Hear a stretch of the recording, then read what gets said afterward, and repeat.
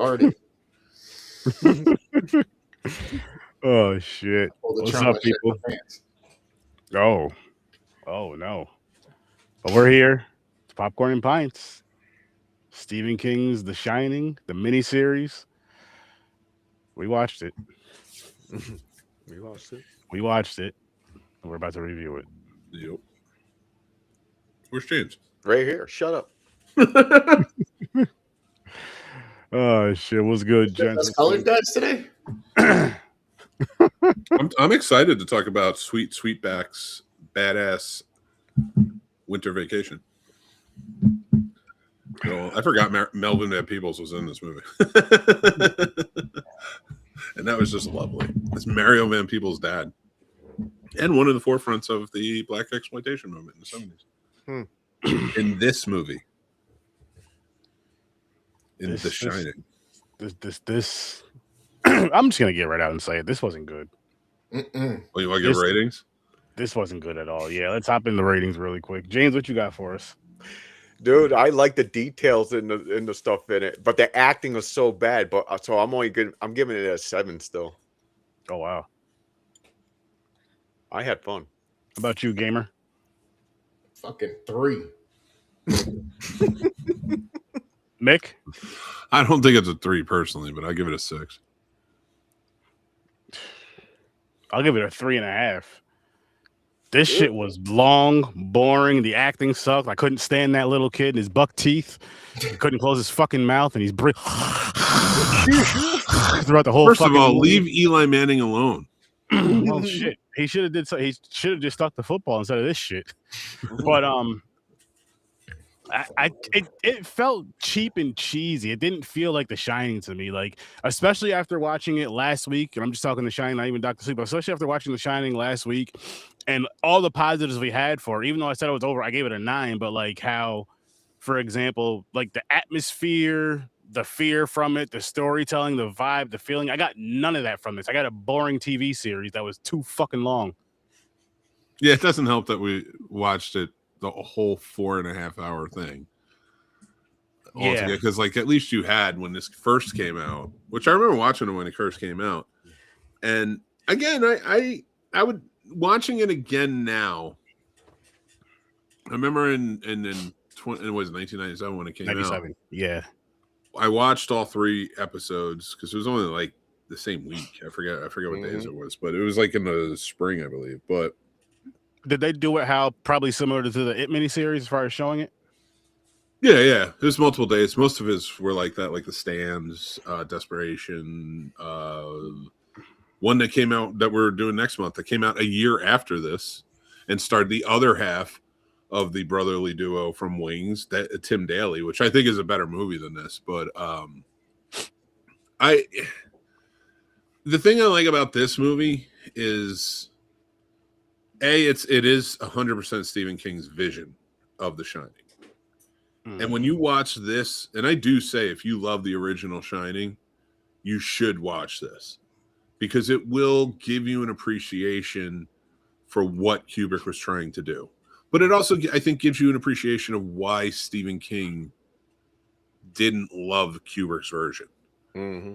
You know, there are a lot of elements in this that are in the book as well. I forgot. I thought the Hedge Maze was in. I haven't read the book since like the 90s, so cut me some slack. But I knew that topiary was in the book, but I thought the Hedge Maze was too. But I knew the topiary attacked at some point. Mm-hmm. Yeah. So it was cool that they added it, but that's neither here nor there. That's not really towards the point. My point with this is like there's so many elements to this that Kubrick, for good reason and in a great adaptation of the book, removed certain elements and made the movie a truly scary movie. This is not a scary movie. Mm-mm. No. This is this isn't even a great representation of the book. Because the book, it startles, you have your imagination. This does play it more like, how do you say it? Maybe more like Sex with a Condom on? Yeah, that's probably not even actually no, not even that. Not even that, because that still feels good. This didn't even feel good. Dry sound. It's like getting a handy with a condom on. That's how wholesome this is. This is like 2 kids after, like a church group, two teenagers after a church group, and like one touches the other one's the outside of their pants. It's like, all right, this is kind of, it's a dry humping orgy. It's a not even a dry hump. It's not even a dry hump. Let's be real. No. What this is like you got. This is like just walking past a girl that you just kind of brush up against her, and that's it. Yep. With consent. We're not MAGA over here. This is your teacher telling you to go up to the blackboard and solve the problem, and you have a hard on. Yep. Been there. It's uncomfortable. That's really what it comes down to. I wouldn't even say uncomfortable though, but like I get what you're saying. It gets to an uncomfortable. Well, it is uncomfortable with how long it is. This did not, and like, listen, King wrote it. He wrote the teleplay for this, and he produced it. Like, this was his vision.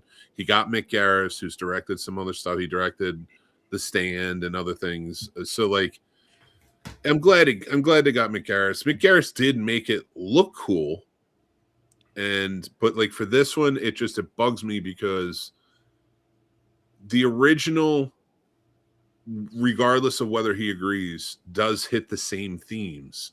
Mm-hmm. And I do understand why he's upset, because this was an incredibly personal book when he wrote it, because of his alcoholism and him being a father, and all of the themes that are in this movie that were not in the first one definitely show that. So I see why he wanted to make this.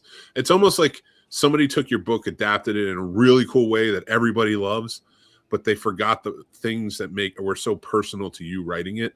And they did add this. He was a good father. He wasn't a piece of shit like Jack Torrance in the 1980 version, which we discussed. He is. He hated his family from get-go. Oh, yep.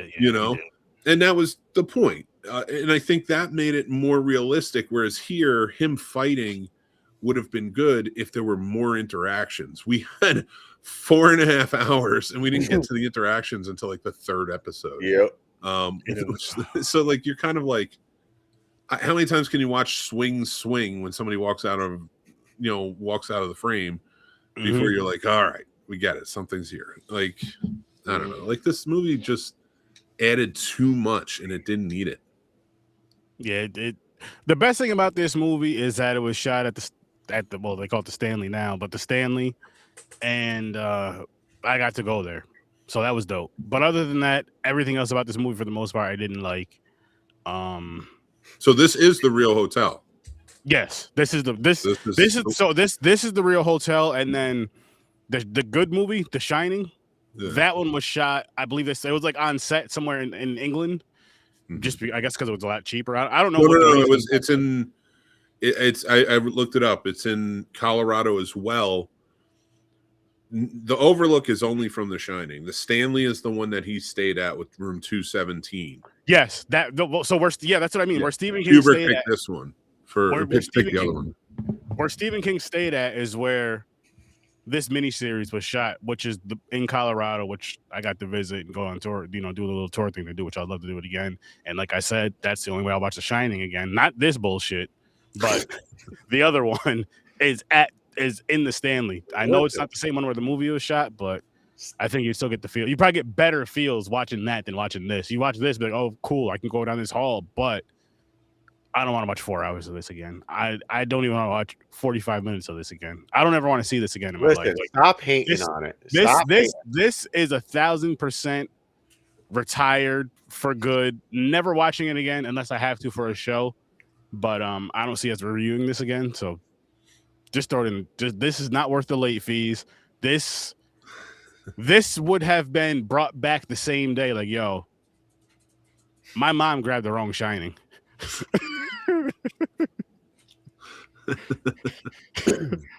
I think people were excited for this because of the rivalry for so long, and they were like, well, this is by King, let's see what he can do. But the problem with King is he's a great writer.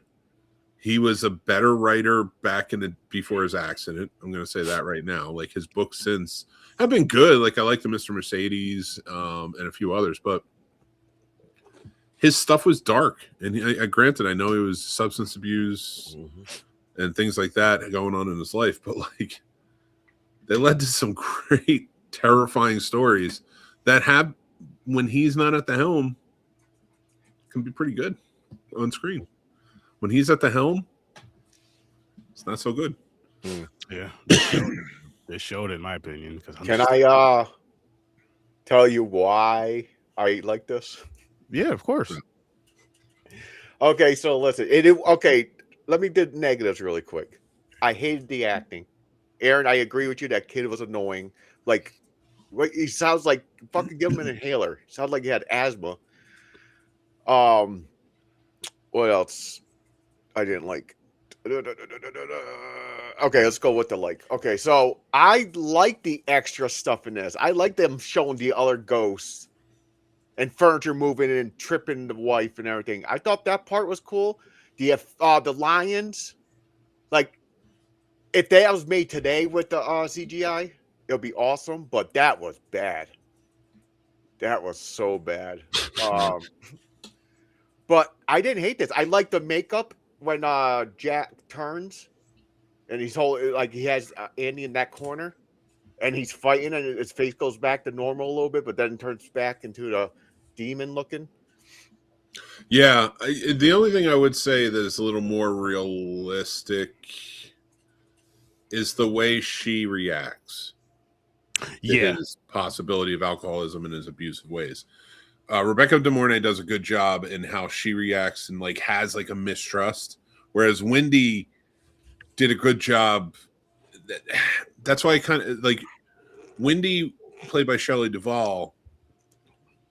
The way she plays it is she probably gets beat too, but they never mention that.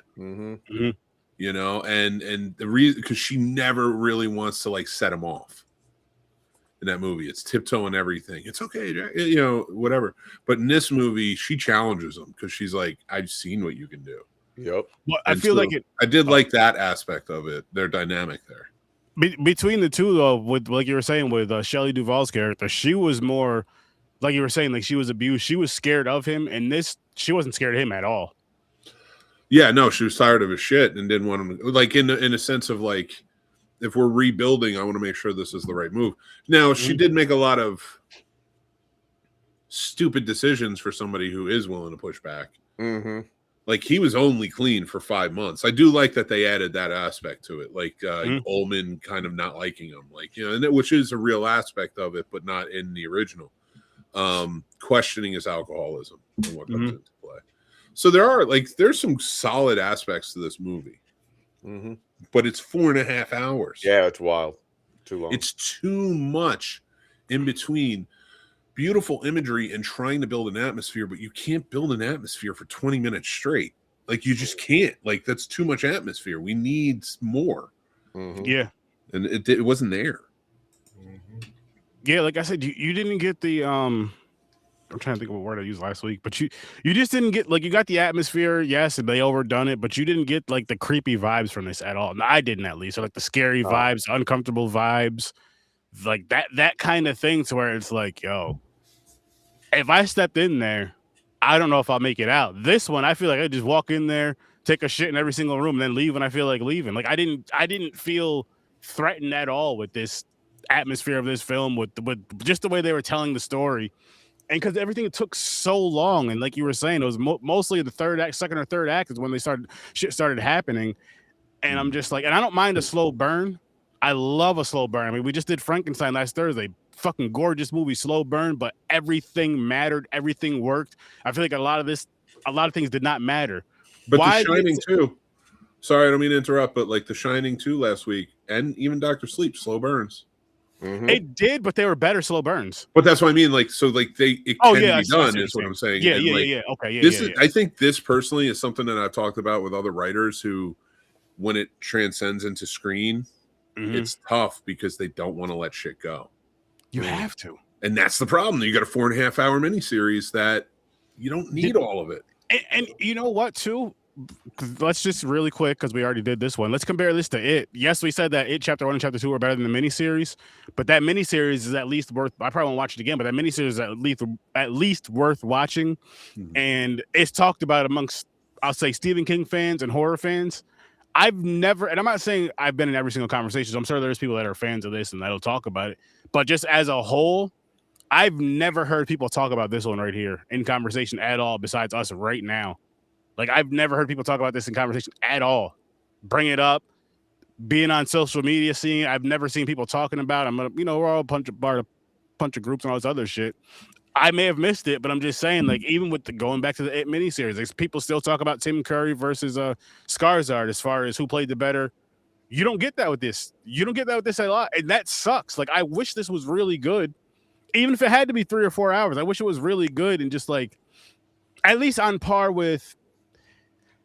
And I'll say it's tough to say that though. I was gonna say at least on par with the It miniseries, but we have different feelings about that now. But yeah, but the It miniseries was one of the best of the miniseries. Okay, so like I would still say this is better than some of the other miniseries. Like this is better than Night Flyers. This is better than Langoliers. This is better than Tommy Knockers. This is better than and for all of its flaws, it like the parts that hit, they do a good job. Yeah, it is a little overacted. Like, I mean, you got to compare that to TV, and I think you got to compare it to other miniseries or stuff of that nature. You can't compare. I think taking any movie and comparing it to a Kubrick film is a little much. That's honestly a masterpiece filmmaker.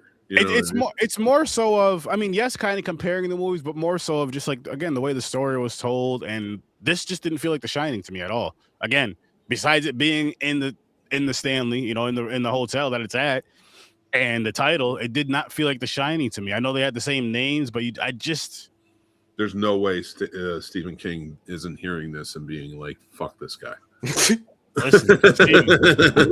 I'm gonna say this right now to you, Stephen King. Don't do it. No. This felt like Disney was in control of it, and it's like the Haunted Mansion. Kind of was. It was an ABC show, and Disney owns ABC. There you go. It had to be family friendly. I get that. Yeah. I will say this: they had some very cool elements to it. There's one scene where what's his name, Horace, is behind the bar, and his face is like sort of made to look ghoulish, like with the white. But they did an effect with the lighting. Like I thought it was CGI, it was like but it wasn't. green. It wasn't actually visual effects. It was makeup effects and the lighting they did that I thought was really well done. And there were some other things that happened, like for a TV movie, where I'm like, this was some good effects. Like I like this. Back to the makeup and lighting thing, real quick, Mick. Is that similar to what you were talking about on your show a couple of weeks ago with? I forgot what movie it was, but we're like, I think the lady like transformed into a witch. It was like red and blue lighting, like one with the one lighting on, you see in her face without like that makeup. That they used a different makeup effect, so she looked normal under one filter, and then when you switched it from a red filter to a blue filter, and when you switch it instantaneously, like there was a point where she goes like this, and then comes back up, and it's like changed, and it's all on camera. It's a really good effect. It's from The Octopus from 1935, and she's like a witch, and she just looks like a regular old woman, and then she starts laughing and like kind of kicks back, and that's what she kicks back, and then when she comes back down, her face is witch, like very much disfigured and such, and it was literally just makeup effects hidden on top of other makeup, and that could be seen by 2 different filters. Would that be something similar with this, or not really, or you don't know? No, this is just, I don't know exactly how to pull it off, but I would say it's just more the makeup. I mean, you can do some wonders with makeup for sure. I mean, look at we were talking about Frankenstein, which we just watched. Look, what they did with his makeup, I thought was fantastic. Where so like you can really make something almost look like it's like a visual effects. Yeah. But it's not. It's like the makeup effects, and I always appreciate practical on set like that. It was just a very cool lighting effect. What I think they did was they had the light sort of bouncing up to the face from below. Coming up from below because he was very well backlit. Now I don't know 100%, but I'd have to look into it a little bit more, and I don't know if I want to get to that scene again. But like the way they play it, just the way he was sort of lit, it was really well haloed in a way. And then like it wasn't just that the white makeup pops, it's that it shines, and that's what I really dug about it. So it really is just how you place the lighting and stuff. Smart people and what they know how to do, man. It's insane. Anyway, Stephen King. Was the twins in this movie? I don't remember seeing. No. I don't think twins are in this movie. I don't know if Grady had twins. Yeah, she did. Yeah, he did. I'm trying to think though. Yeah. Stephen King, listen. Stick to writing the books. Hey, The miniseries, the movies, and all that shit. Just give them what your input, but let them do what they got to do. No, they weren't in the book. okay. So what were they in? This was bad. This was bad, Stephen King, and I'm No, a fan. they weren't twins. That's what it wasn't was. that They were bad. his kids. They were just kids. No, So they this weren't was bad. the same age. This was boring, Stephen King. This was very boring, Stephen King. I'm disappointed in this movie. Disappointed in this miniseries. I know you could do better, but again, just stick to writing the books. Just stick to writing the books. Give them your input, but don't take over. Because don't write the screenplay. None of that. I could argue you could cut this down to maybe 2.5 hours, and you could have a pretty good movie. I feel like to do that, you have to recast it for one. Oh, the acting is bad. Yeah, I didn't like the acting. You'd I have to didn't think they rewrite. were bad. I thought it was very soap opera-ish for a miniseries, for a 90s miniseries. And I don't like the kid. Is that kid? Did he grow up to be anything, or is this like one hit wonder? I hope so. Let's put it that way. I don't think he's in acting anymore. I think he got out of it, but he was kind of like a mainstay for a while back in the day. Looks like he got out of acting in the early 2000s. Oh, okay. So he didn't make it out of childhood, I guess. In an acting way. Hopefully he's good. Made it out of childhood. He's all good, grown up. Has family of his own. There you go. Or not, whatever he wants. Yes. Oh, by the way, the clothes they were wearing, 100% 90s. Yeah. No. I don't know if this movie took place in the 90s. It looked like the little kid Andy's shit looks like a fucking 90s fucking outfit that a teenager would wear. How about Tony in this one, huh? That was closer to the book. Oh, Tony! I was like, wait a minute, is that his like a version of his father? At first, I was like, I'm looking. I had to put my glasses on because I'm going blind. I was like, oh, okay, never mind. You picked up on it that it was him, right? What? So at the end when he graduates. Oh yeah, that was him in the future, Tony. That Tony, the actor in the book, like I don't think you could see his face. Oh shit! Like I don't think he can make it out. I don't even know if it's conveyed. Again, I don't remember every little detail. I don't know how some of these fucking creators do it. Like where it's like, well, in the book, it's like I haven't read that in 30 years. How the fuck do you remember every little thing? Exactly. Like there's a lot of stuff that happened in this movie because I haven't seen this since 1997. Yeah. And I think this is the thing that kind of propelled me to read the book. Is to see if it matched up well, because it did not match up to 1988 whatsoever. At all. So like reading that, like it's around the same time. So like watching this was kind of like a good refresher on some things. But yeah, no, legit, it does not hold up. Not like Kubrick's does. Sorry, bud. Sorry, Listen, meaning Stephen King. Yes, Steven, we're sorry. I'm not sorry. I have nothing to apologize for. You should be apologizing to us for this bullshit. No, we don't need to apologize to us. 4.5 hours. It is long. Yeah, Aaron, bring my score to 6.5. There was more negatives than positives, I was thinking. So I think it was supposed to take place in like the mid 70s. That didn't look like 70s clothes. That looked like he had like 90s jeans on. He had some Levi's or whatever, fucking Wrangler. I don't know what he was wearing. There's budgets on movie sets, dude. Especially TV movies. He wasn't wearing Jankos around. Calm down. And they had Halloran live in this one. Huh? He survived in this. Who? Halloran. Halloran? He survives in the book, too. Oh, okay. But Jack Nicholson, when he dies, just getting his arm cut off or whatever the fuck happened to him. Yes, they changed it. Yeah. I said that last week when we were talking about it. Oh, yeah. I don't remember. I wasn't mad with the switch either way because I read the book once or listened to the book once. I don't really remember it too well. But one of those things, like if I start listening to it again, I'll probably come right back. But I don't mind that they, as far as what they did with The Shining, with this one and that one, with Halloran surviving and Halloran dying, it wasn't that big of a deal. I feel like it fit. I guess it worked for both movies. The way that they did it worked for both movies. The way that they told the stories and the way that they kind of ended and all that. The connection with Danny, because you know how he dies, and Danny, like in the first one, the good one, the one that's worth watching, even though I haven't retired as well, but for other reasons. When Halloran dies in that, and Danny was hiding like in the fucking, he was hiding in something, but it was like down the hall, and like he felt it. He felt it. And in this, of course, like I said, he survived, so it was different. But he was calling him up there the whole time too. Like at a certain point in the movie, he just kept calling him.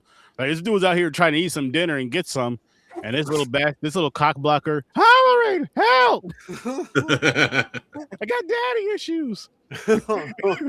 Wow, Cameron, and I'll give him that. Yeah, he did. He definitely did. This is a good indicator too of like why Kubrick's is so much better. Is because could you imagine Dr. Sleep being a follow-up to this?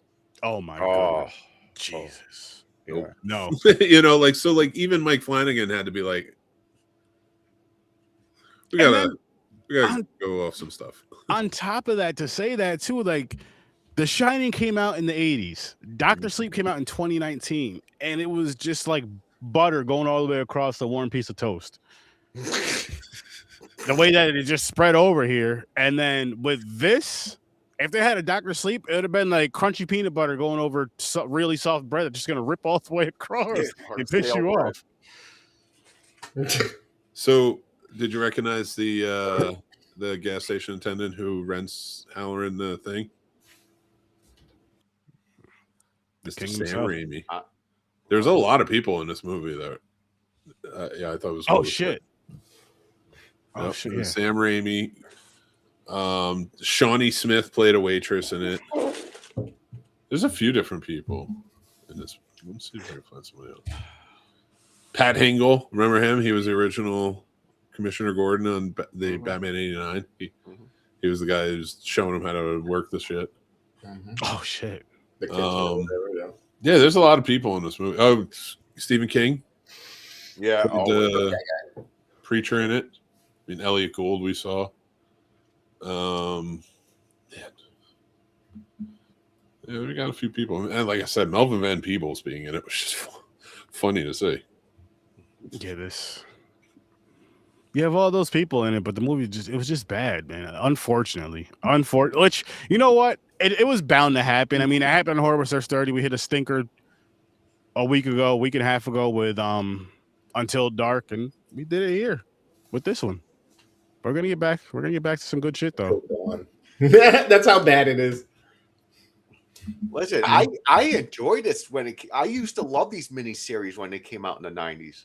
Yeah, I mean, for this time it was fun.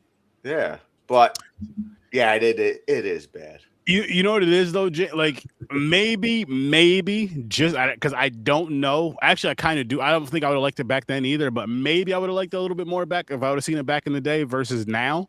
But seeing it, like, this is my first time watching it now, and it just wasn't good. And then again, I can't really say that though, because there were movies and show whatever I've watched from the past, from 90s and back or whatever, that I've seen that are older and I've watched. I'm just like, yo, this is fucking awesome.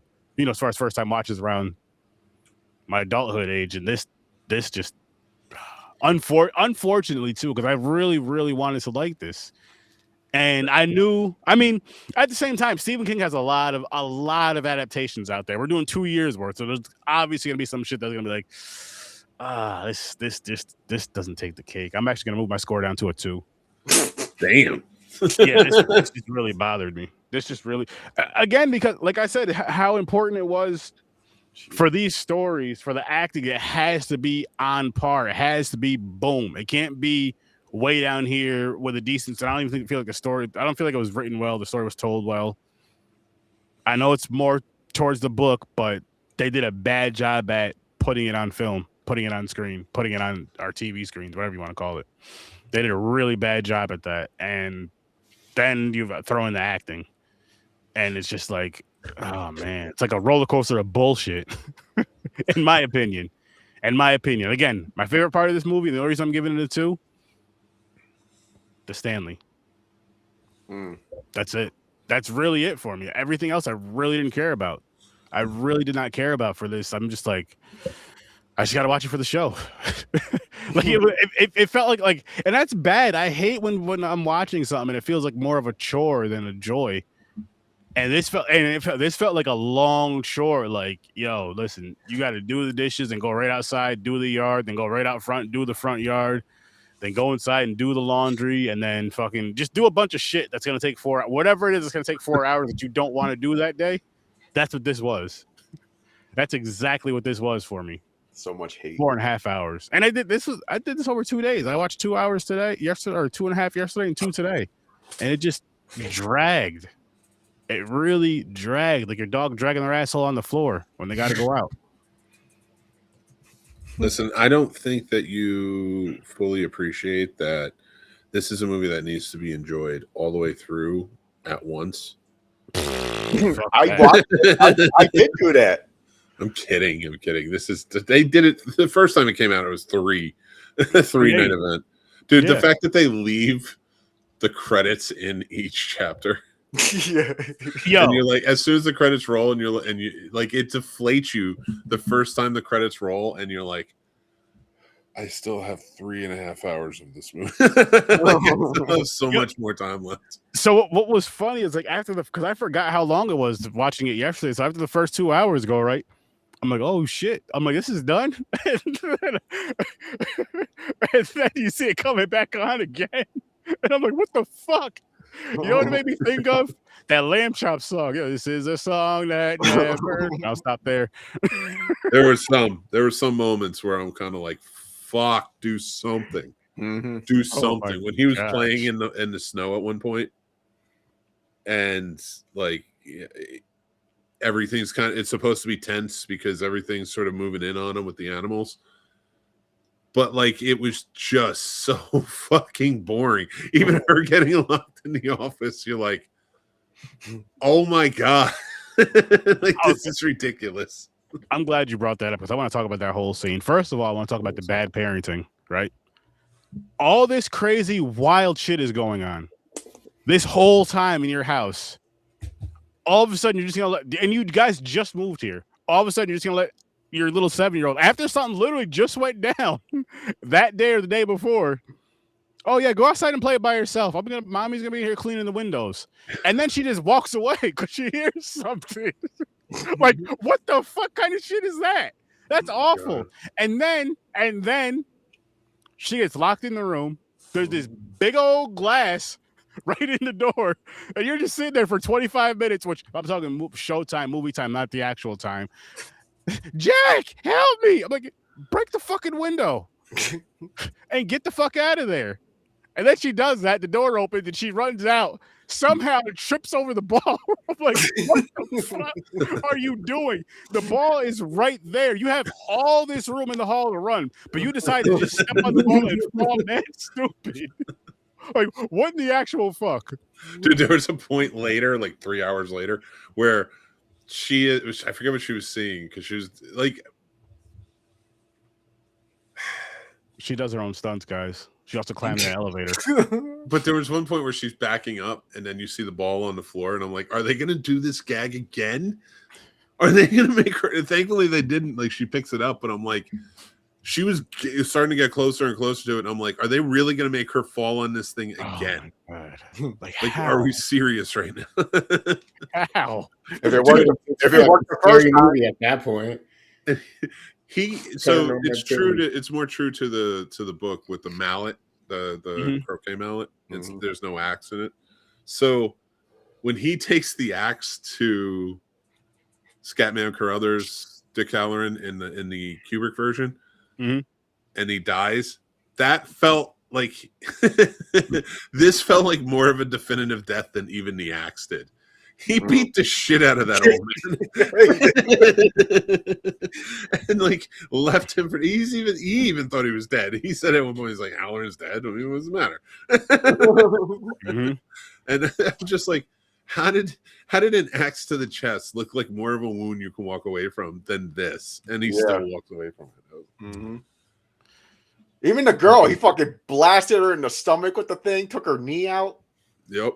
Yo, he was beating the hell out of her with that damn mallet, and then he tried to smash her in the face, and she rolled away. I'm like, damn.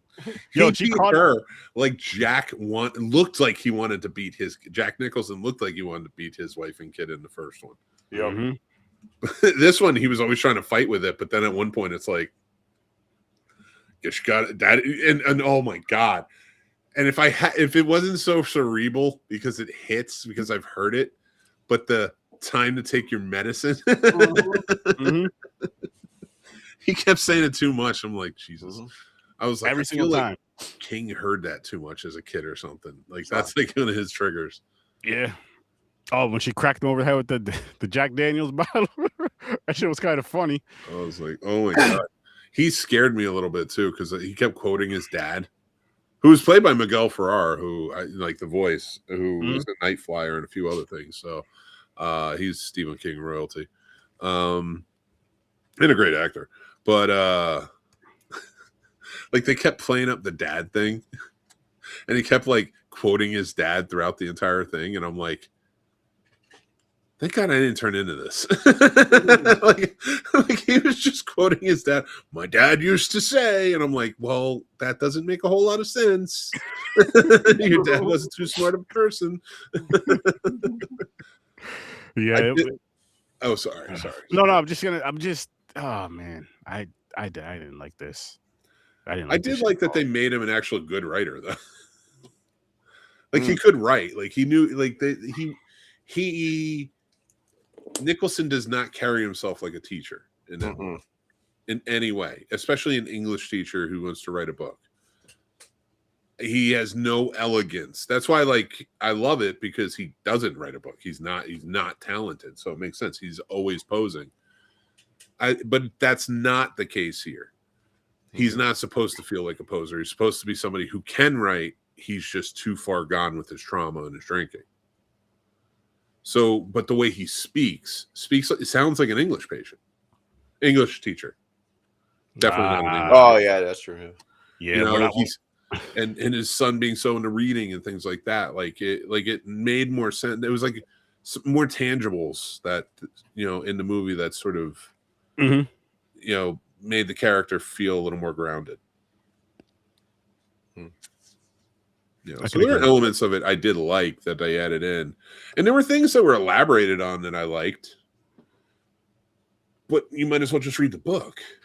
Which you'd have a way better time. Yeah, 4.5 hours. Might as well read the book. Get that or do the audiobook. Why not at this point? He's yelling at his wife, saying someone slid his tires and shit. I'm like, what the fuck are you talking about? Well, they showed that. They showed the kid. Yeah. Oh, but he thought she was in on it. Yeah. I was like, you huh? set this up. Yeah. Yo, he was beating the shit out of that kid too. Yeah. Like, dude, you got anger problems. Like, the way he was beating on that kid, it's like, yo, listen, I'm coming to that school and fucking you up. Like, yeah, I know my kid might have popped your tires, but you have no business putting your hands on him. I'll discipline my child, but me and you got to fight. Yeah. Like there's no if I don't give a shit if the principal's out. Just, you can be teaching class. It's on. It's on. We're gonna right in there, beat your ass right in front of that class, and leave.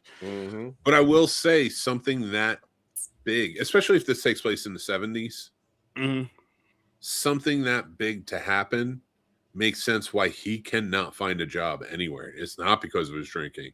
He fucked up. Like nobody's gonna hire you when you do that. Oh yeah, not just as a teacher, but as anything. So, and it actually it added a little more weight in the beginning too when he was like talking to Ullman, and Ullman's like, I don't want you. He just knew he was like, there's problems with drinkers, and like then you see that shit, and you're like, yeah, I wouldn't have hired him either. Yeah, was gonna. I don't want to stay in a fucking hotel with my family by myself, trapped in snow for 7 months. Yeah. I mean, minus the whole haunting shit, it wouldn't be a bad gig if it pays good. Like, yo, I'm gonna be here in this whole hotel. We just got to keep it going for the winter, whatever. Got enough supplies. I don't mind heights, but it doesn't pay well enough for me to go and reshingle the fucking roof. Yeah, but, like, Which, by the way, was the only real thing that happened in that first episode.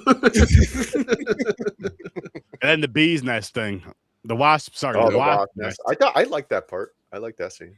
Yeah, I'm because just it's the like- only thing that happens in the first hour and 30 Yeah, minutes. that is true. I'm just Flashbacks like- in that.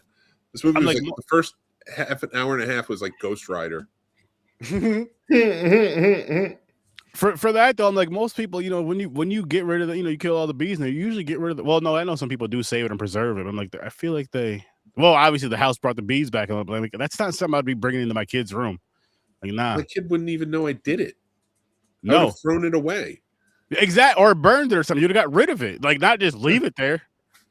Hey, look how cool this thing is. Like, I mean, my kid's really into like insects and stuff, but like, that's another thing. It's like she pushed back on everything, but like not that. Like my wife would have been like, "That's not coming in. What are you doing, Mick? What the fuck do you think is going? What are you thinking? No, First you of want all, it? you didn't even bug bomb it right. He How did didn't. you fuck this up? It didn't. Nothing came out for like 6 hours, but all of a sudden when he goes to bed, it's like this is when they're like, "Yeah, we're gonna fuck this kid up." Mhm. You know, like what are you talking about? We're gonna get him now. We're gonna get him now. See, this movie only has parts to talk about. Yeah. Yeah. Because they have so like it's so long and so to the point to where again there's a lot of nothing going on, just arguing and stupid shit, and then the scenes that do happen we pretty much already talked about: the moving bushes, the bees, fucking him getting knocked out by the bottle, getting dragged into the pantry and locked up in there. That was cool. I Yeah. thought that was better than the original movie. What do you mean? So like her, because like remember in the original movie, she drags him in and like he wakes up just as they're going in. There's no real tension whatsoever. He's like trying to grab his way out, like whoa, windy, and then she just leaves and locks the door.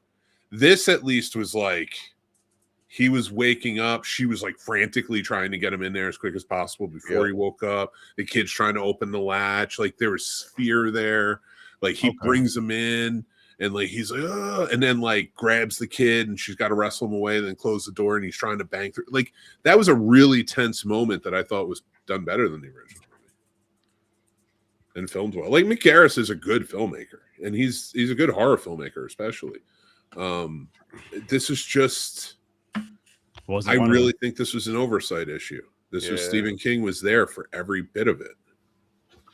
And I don't know that you should be. Like, let's face facts, Stephen. Like, you wrote great books that were adapted well. Mm-hmm. Think about the ones you worked on. Yes, Creepshow's awesome. Those are original stories, and George Romero was there with you. And you weren't telling George Romero shit. You were listening to George Romero.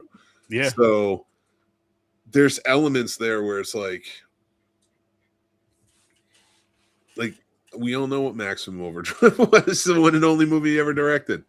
When he's got an oversight, there's some issues. You can like the movie. Nobody's saying you can't like the movie, but there's things I like about this movie. But he shouldn't have been the one. I see why he was so mad about Kubrick, because Kubrick made a better movie, and he doesn't like that fact. Yeah. Shit. Kubrick's movie is better than the book. I'm going to say it. I gotta read. Well, I probably won't, but I gotta re-listen to the book. I may agree with you on that. But again, this wasn't it. But Stephen King is a great writer. Yeah. But Kubrick's not a great filmmaker. Kubrick is like a level that great filmmakers try to get to. Mm. You know, so I wouldn't even put like Spielberg on that list. Mm. So, like, there's genius in what Kubrick was able to pull off with it. And this, not so much. No. We didn't even tell people, oh, Chris is missing. Oh, shit. I thought he was just nodding the whole time. He was nodding. There he is. No, I'm talking about White Chris. And also that, it also, P. Chris. I was like, he's quiet. I'm like, what's going on? That's because I don't shut the fuck up. Yeah, that's true. You don't.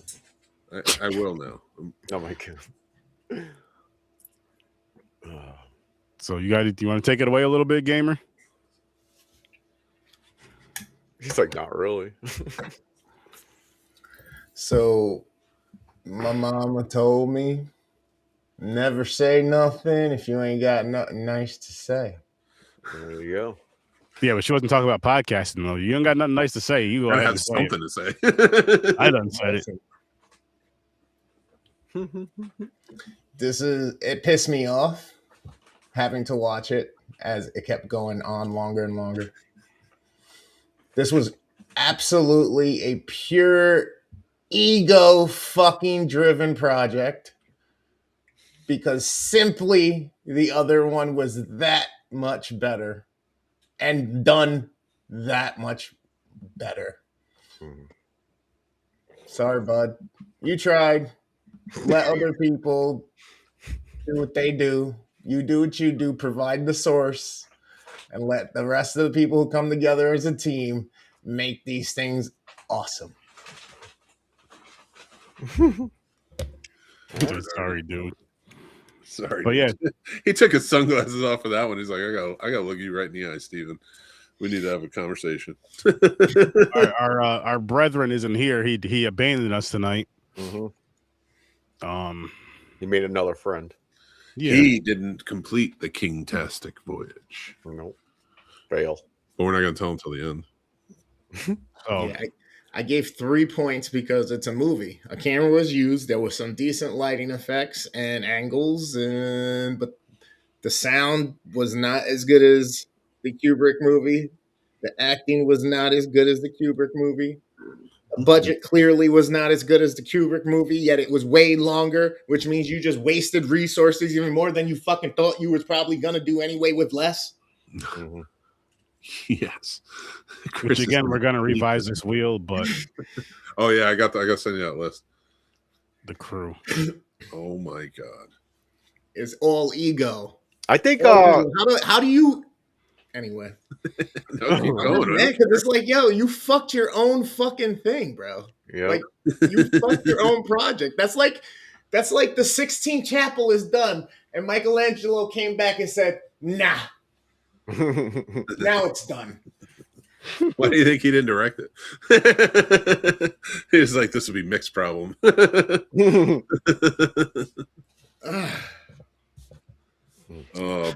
Mike Flanagan came in and set it straight. Married Sorry, to Flanagan. You did your best. Well, no, Mike Flanagan did Dr. Sleep. Oh, okay, yeah. So he married. He did his thing. Yeah, Mike Flanagan's awesome. He's someone else I'm a fan of. Aaron, you got to watch that show on Netflix. Which one? The vampire one. Mass. Wait. Oh, Midnight Mass? Midnight Mass. Yeah. Dude. That's fucking awesome. It is the best adaptation of Salem's Lot. And I fucking love the book. And I love that all of the fucking iterations of it on screen. I love them all. Even the last one that came out that was really abridged. They really took liberties with it, and we will get there. Mm-hmm. But I still liked it as a movie. I was like, this is still a solid vampire movie that I dig. Mm-hmm. But that fucking Midnight Mass, which is literally just an adaptation of Salem's Lot, but so fucking amazing. Mm-hmm. I urge everybody to go. Any one of Mike Flanagan's shows, like Haunting of Hill House, mm-hmm. Haunting of Bly Manor. Watch. Oh my God! Watch his Edgar Allan Poe adaptation, The Fall of the House of Usher. That was awesome. Oh, probably the best Poe adaptation ever. And then but Midnight Mass is like the best thing he's done, and that's hard to say because he's done some amazing fucking things. Mm-hmm. Yeah. And what's good about those is they're all like 8 to 10 episosodes. I believe 8 episodes. But you'll be glued. You won't for Midnight Mass. You won't get off. Like you will want to finish it. I'll say I can't remember. I don't think I watched Midnight Mass, but I know I watched the rest of them. And everything that I've watched of those from the Netflix stuff, I'm just like, yo, this is good. This is good. This is the guy that stepped in the beginning of his career to direct Ouija 2. And it was a great fucking version. It was better than the first one. Damn. Flanagan just has it, man. And he did Hush, That's his wife in Hush too. She's in Midnight Mass and all those other ones. Yeah, too. she's in a lot of his. He actually uses a lot of the same cast and a lot of the stuff that he uses. Yeah. And I do like that he does that, because it's one of those things where they're comfortable with each other, they know each other, and they think they can bring out certain things from each other that maybe others can't. And the whole Rob Zombie thing of using his wife all the time, I get it with Mike Flanagan, because his wife is actually a really good actor. Yeah, but he doesn't overuse her in a way that's like Rob Zombie. She's the star. Yeah, no, not at all. Like, but she shows up, like she was like in Hush. She's the main character.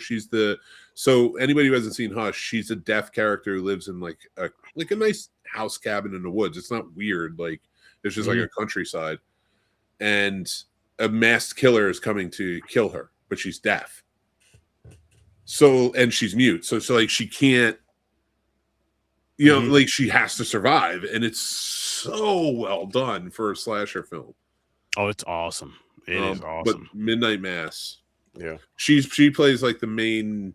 I don't even know if she plays like the main, but like the reason he does this because he puts his wife in everything. She's a good actor.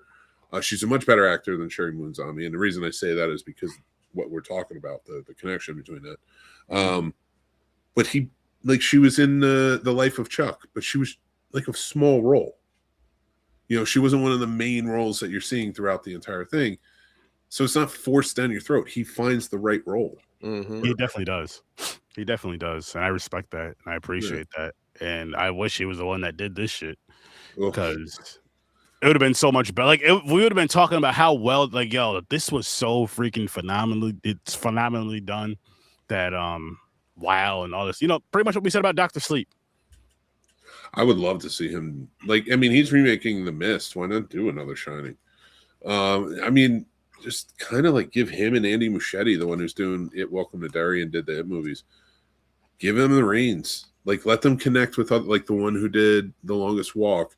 Start collecting up these filmmakers who are like Edgar Wright just did The Running Man, which I thought he did a fun job with it. A lot of people bitched about it, but I thought it was good.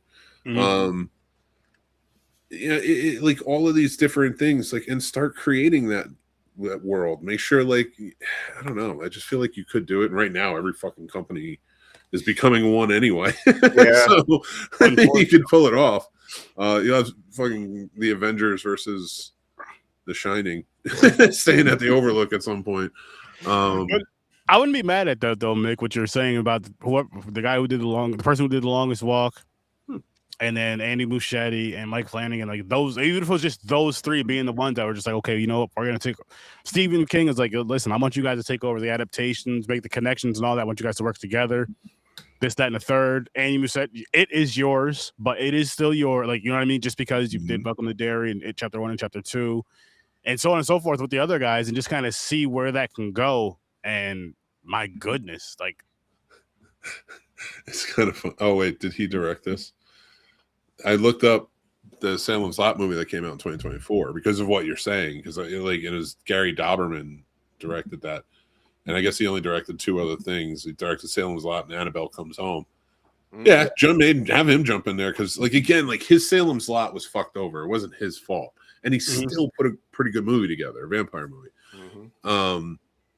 So that would be. I don't know. Now I'm like into this because I want the Dark Tower, but I want it to be connected to everything. Yep, it'd be so interesting. Yeah, I'm good. Oh no, you don't think you'd be into those though if like Flanagan did them and stuff? Oh no, if that, yeah, but with this one, not this. I am completely done. No, we're on now. We moved on. Like I can't. Like, it was such a waste of fucking time. It was so boring, so fluff. Well, next month's is another miniseries, but I like it. I think it's pretty good. Is it the one with the psychic girl? Mm-mm. Storm of the Century. Oh, that's right, Storm of the Century. Okay. It's actually not a book or adapted from a book. Stephen King just wrote an original screenplay. Oh wow. So does it have anything to do with the whole universe? It's still connected. Yeah, like Linoge from Storm of the Century has been compared to like Randall Flagg, maybe a Dandello, Gaunt. I've heard him compared to from Needful Things. I'm trying not to give too much away if you haven't seen it, about who he is. But like when I say compared to, you'll understand when you see what's happening with it. But, and we're going to see a lot of all the others anyway, so like you'll catch up on those too. But and that's what I like about watching that actually next, is because when we get to Needful Things or some of these other ones, you're going to be like, oh shit, like I'm going to really enjoy connecting the yarn dots on this, and seeing how they all connect. Yeah, a lot of these are first time watches for me, and I never read the book, so that's why I'm really excited to go through it. But when you hit one like this, you're like, man. Oh yeah, it's a mini series. It's not a movie, guys.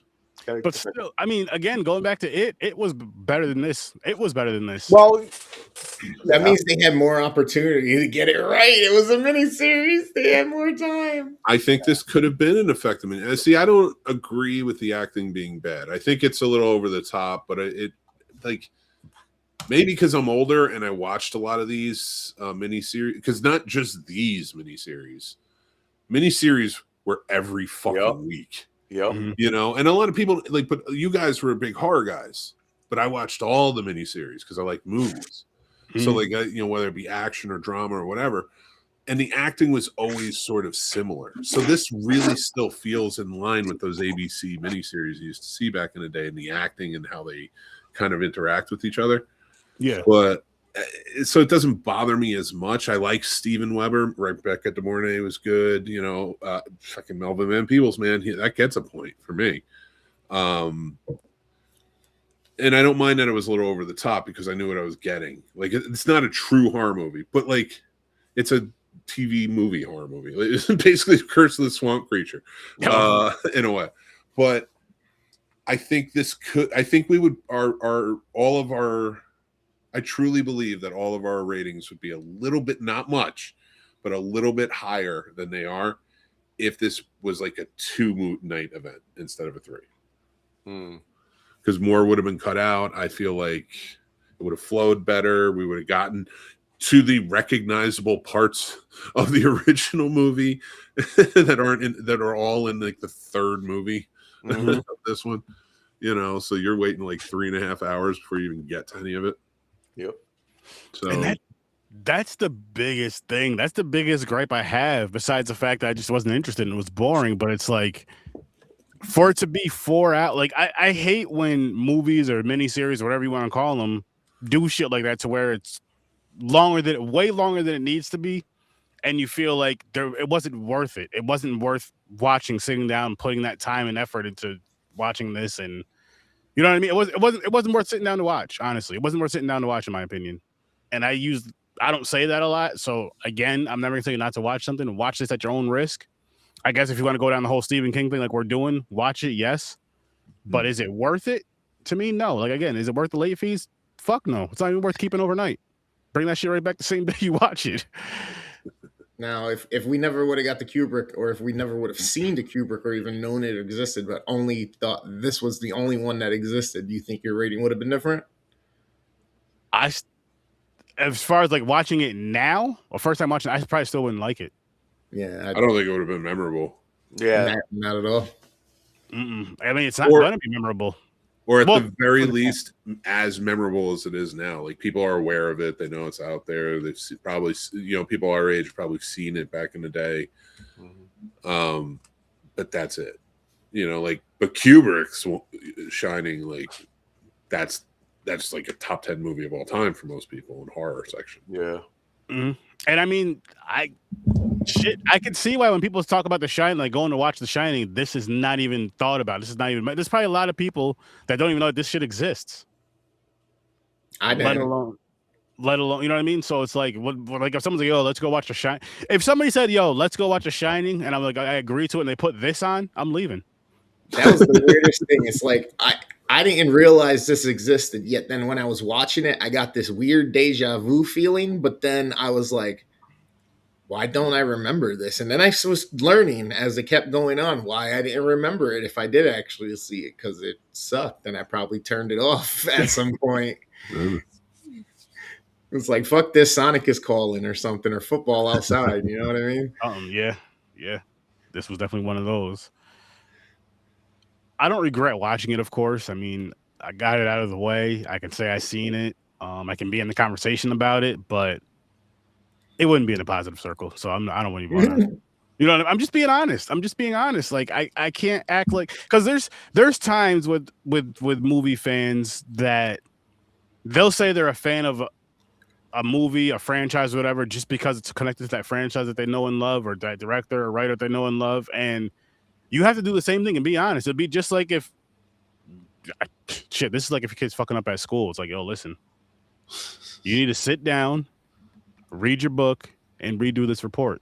You shouldn't have failed this project, Stephen King. You had all the answers right there, Stephen King. And sometimes it also shows you people, not just men, I'm showing the people out there, let them egos go. Let the ones who are good at doing what they're doing do it, Stephen King. Because with this here, you took the reins of this one, Stephen King, and you fucked it up. You really fucked it up. Like, I wonder how this story would have been told if you let the director direct. And whatever the case may be, if you didn't take the reins, you were just like, if you didn't do the screenplay or nothing, you're just like, here, listen, I want more of my book adaptation into this.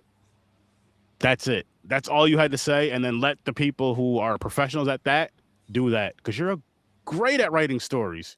You're phenomenal at writing stories, in my opinion. Probably one of the best authors of all time. I don't know enough. I'm not gonna sit here and say I read a lot of authors' books, but just in conversation, Stephen King from childhood to now, and I'm 40 years old now, I've been hearing about you my whole fucking life. That says something. Mm-hmm. But if you started doing a bunch of movies, I would have heard about you from my childhood to maybe teenage years. If you're putting out shit like this, don't do this ever again, Stephen King. I know this is back in 97. Do not do this shit ever again. Let the directors, the writers, all those awesome people do that. Just give them this. Listen, tell them, listen, use this source material, but make it amazing. Make it dope. Make it dope. Pull as much as you can from the book, but also make it make sense, please. Look what they did with Dr. Sleep. Again, look what they did with the original Shining.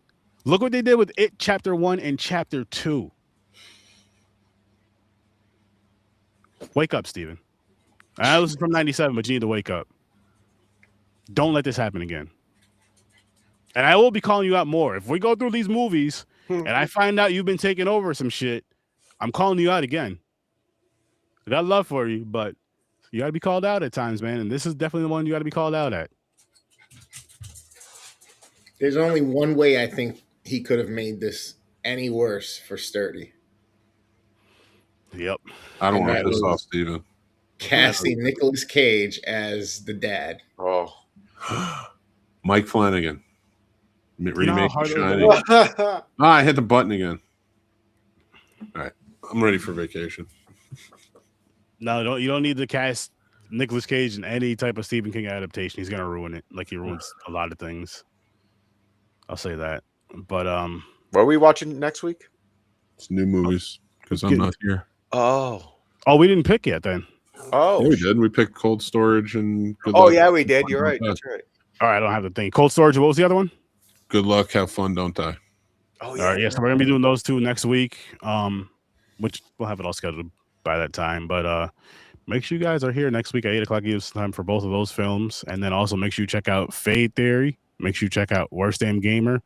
Make sure you check out the Scene Snobs, and make sure you're here for Horror with Sir Sturdy every Thursday at 8:00 as well. Scene Snobs 8:30, and just come on. Fade Theory drops stuff every Monday and Friday. Mm-hmm. Gamer's a wild card. I don't know when he's ever doing anything, honestly. That's why you gotta follow and put the notifications on so that when I'm on, you can just be like, "Oh shit, the homie's on!" Oh, wait a minute, man. The Gamer, you should make a live stream of you gardening. You should. Yeah. No, I'm being dead serious because people like that shit, and listen. I definitely would have rather have been mowing the lawn, that's for sure, than watching this fucking heap of trash and mulch. I could never say that. I'd rather watch this trash and go mow the lawn. I'd go stick my face in my compost. I'm a lazy person. I'm well, not the compost part, but I'd rather be mowing the lawn than watching this as well, because this was just. Mm-mm. But you know what, people? We're going to get on out of here. We hope to see you next week. I hope you have a great night, great weekend. Enjoy your time. I hope you enjoyed the ride. And let us know in the comments if you watch this movie, this miniseries, how you feel about it. Whether you love it or hate it, don't let us, don't let what we say affect how you feel ever about movies and shows that you watch and love. Because, we're just some cool critics that just talk movies. With that said, we're going to get out of here. Thanks for popping by, and